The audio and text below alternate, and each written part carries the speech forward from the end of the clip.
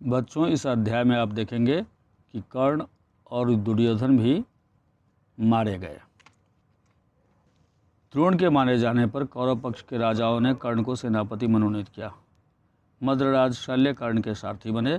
दूसरे दिन कर्ण के सेनापतित्व में फिर से घमासान युद्ध जारी हो गया। अर्जुन की रक्षा करता हुआ भीम अपने रथ पर उनके पीछे पीछे चला और दोनों एक साथ कर्ण पर टूट पड़े। जब दुशासन ने यह देखा तो उसने भीम पर बाणों की वर्षा कर दी। उसको भीम ने एक ही धक्के में जमीन पर गिरा दिया। उसका एक एक अंग तोड़ मरोड़ डाला। भीम मैदान में नाचने कूदने लगा और चिल्लाने लगा, मेरी एक प्रतिज्ञा पूरी हुई, अब दुर्योधन की बारी है, उसका काम तमाम करना बाकी है। भीमसेन का वह भयानक रूप देखकर कर्ण का भी शरीर कांपने लगा। तभी अश्वत्थामा को दुर्योधन ने पांडवों पर हमला करने की आज्ञा दी। कर्ण ने अर्जुन पर एक ऐसा बाण चलाया जो आग उगलता गया। अर्जुन की ओर उस भयानक तीर को आता हुआ देखकर कृष्ण ने रथ को पांव के अंगूठे से दबा दिया, जिससे रथ जमीन में 5 अंगुल धंस गया। कृष्ण की इस युक्ति से अर्जुन मरते मरते बचा। कर्ण का चलाया हुआ सर्पमुखास्त्र फुफकारता हुआ आया और अर्जुन का मुकुट उड़ा ले गया। इस पर अर्जुन के क्रोध का ठिकाना न रहा। उसने जोश में के साथ कर्ण पर बाण वर्षा कर दी। तभी अचानक कर्ण के रथ का बाईं तरफ का पहिया धरती में धंस गया। इससे कर्ण घबरा गया और बोला, अर्जुन जरा ठहरो, मेरे रथ का पहिया कीचड़ में फंस गया है। पांडुपुत्र, तुम्हें धर्म युद्ध करने का जो यश प्राप्त हुआ है उसे व्यर्थ ही न गंवाओ।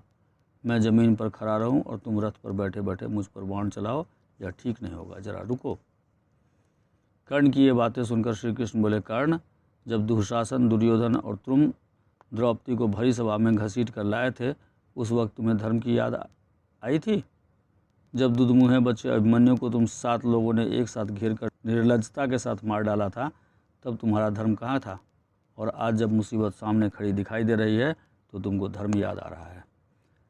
श्री कृष्ण की इस झिड़की का कर्ण से कोई उत्तर देते न बना। उसने सिर झुका लिया और अटके हुए रथ पर से ही युद्ध जारी रखा।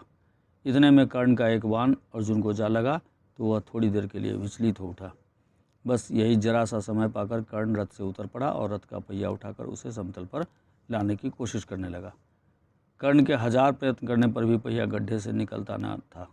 यह स्थिति देखकर श्री कृष्ण ने अर्जुन से कहा, अर्जुन, अब देरी न करो, हिचकिचाओ मत, इसी समय इसे खत्म कर दो। श्री कृष्ण की यह बात मानकर अर्जुन ने एक बाण तानकर ऐसा मारा कि कर्ण का सिर कटकर जमीन पर गिर पड़ा। जब दुर्योधन को इस बात की खबर मिली कि युद्ध में कर्ण भी मारा गया है तो उसके शोक की सीमा न रही। दुर्योधन की इस अवस्था पर कृपाचार्य को बड़ा तरस आया। उन्होंने दुर्योधन को सांत्वना देते हुए कहा, राजन, अब तुम्हारा कर्तव्य यही है कि पांडवों से किसी प्रकार संधि कर लो। अब युद्ध बंद करना ही श्रेयस्कर होगा। यद्यपि दुर्योधन हताश हो चुका था, फिर भी कृपाचार्य की यह सलाह उसे बिल्कुल पसंद नहीं आई। वह उसे मानने के लिए तैयार न हुआ। सभी कौरव वीरों ने दुर्योधन की बातों का समर्थन किया और कहा कि युद्ध जारी रखना ही ठीक होगा। इस पर सबकी सलाह से भद्रराज शल्य को सेनापति नियुक्त किया गया। इसलिए शल्य के सेनापतित्व में फिर से युद्ध जारी हुआ। पांडवों की सेना के संचालन का पूरा दायित्व अब युधिष्ठिर ने स्वयं अपने कंधों पर ले लिया। शल्य पर उन्होंने स्वयं आक्रमण किया। युधिष्ठिर ने शल्य पर शक्ति का प्रयोग किया और मद्रराज शल्य मृत होकर रथ पर से धड़ाम से गिर पड़े।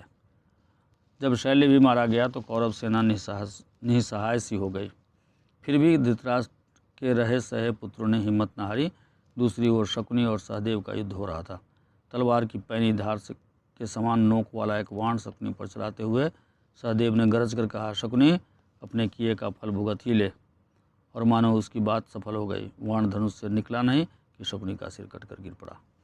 इस प्रकार कौरव सेना के सारे वीर कुरुक्षेत्र की भूमि पर सदा के लिए सो गए। अकेला दुर्योधन जीवित बचा था। अब उसके पास न तो सेना थी न रथ। उस वीर की स्थिति बड़ी दयनीय थी। ऐसी हालत में दुर्योधन अकेला ही हाथ में गदा लिए हुए एक जलाशय की ओर चुपके से चल दिया।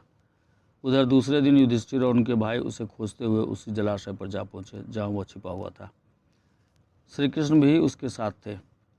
उन सबको यह पता चल गया था कि दुर्योधन जलाशय में छिपा हुआ है। युधिष्ठिर ने कहा, दुर्योधन, अपने कुटुंब और वंश का नाश कराने के बाद अब पानी में छिपकर प्राण बचाना चाहते हो?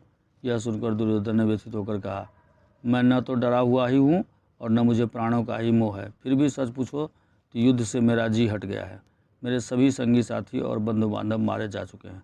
अब मैं बिल्कुल अकेला हूँ। राज्य सुख का मुझे कोई लोभ नहीं रहा। यह सारा राज्य अब तुम्हारा ही है। निश्चिंत होकर तुम ही इसका उपभोग करो।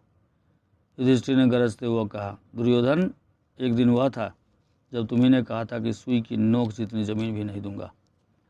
दुर्योधन ने जब स्वयं युधिष्ठिर के मुख से यह कठोर बातें सुनी तो उसने गदा उठा ली और जल में ही उठ खड़ा हुआ और बोला, अच्छा यही सही, तुम एक एक करके मुझसे भिड़ लो। मैं अकेला हूँ और तुम 5 हो। 5 का अकेले के साथ लड़ना न्यायोचित नहीं। मैं थका हुआ हूँ और घायल हूँ। कवच भी मेरे पास नहीं है, इसलिए एक एक करके निपट लो, चलो। यह सुनकर युधिष्ठिर बोले, यदि अकेले पर कईयों का हमला करना धर्म नहीं है तो बालक अभिमन्यु कैसे मारा गया था। यह सुनकर दुर्योधन जलाशय से बाहर निकल आया और उसने भीम से गदा युद्ध करने की इच्छा प्रकट की। भीम भी राजी हो गया और दोनों में गदा युद्ध शुरू हो गया। इस तरह बड़ी देर तक युद्ध जारी रहा। श्री कृष्ण ने इशारों में ही अर्जुन को बताया कि भीम दुर्योधन की जांघ पर गदा मारेगा तो जीत पाएगा। भीम ने श्री कृष्ण का यह इशारा तुरंत भांप लिया और अचानक दुर्योधन पर झपट पड़ा। उसकी जांघ पर जोर से गदा का प्रहार किया। जांघ टूट जाने के कारण अधमरी अवस्था में पड़े हुए दुर्योधन के दिल में फिर से क्रोध और द्वेष की आग सी भड़क उठी। वह चिल्लाकर बोला, कृष्ण, धर्म युद्ध करने वाले हमारे पक्ष के सारे यशस्वी महारथियों को तुमने ही कुचक्र रचकर मरवा डाला है। यदि तुमने कुचक्र न रचा होता तो कर्ण, भीष्म, द्रोण भला समर में परास्त होने वाले थे। मरणासन अवस्था में दुर्योधन को इस प्रकार विलाप करता देख श्री कृष्ण बोले, दुर्योधन, तुम अपने ही किए हुए कर्मों का फल पा रहे हो। तुम यह क्यों नहीं समझते और इसका पश्चाताप करते। अपने अपराध के लिए दूसरों को दोष देना बेकार है। तुम्हारे नाश का कारण मैं नहीं हूँ। लालच में पड़कर तुमने जो महापाप किया था उसी का फल तुम्हें भुगतना पड़ रहा है। इस प्रकार दुर्योधन का भी अंत हो गया।